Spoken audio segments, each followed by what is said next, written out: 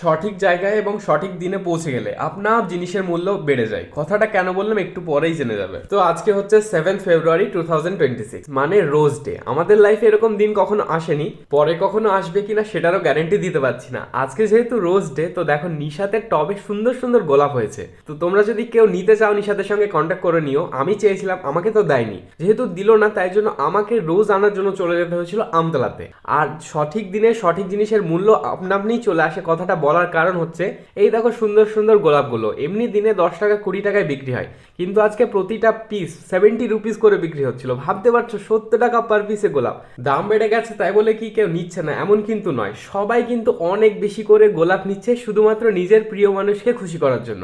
আর শুধু কি গোলাপ, তার সঙ্গে আরো কত সুন্দর সুন্দর ফ্লাওয়ার্স ছিল, দেখতে তো খুবই সুন্দর লাগছিল।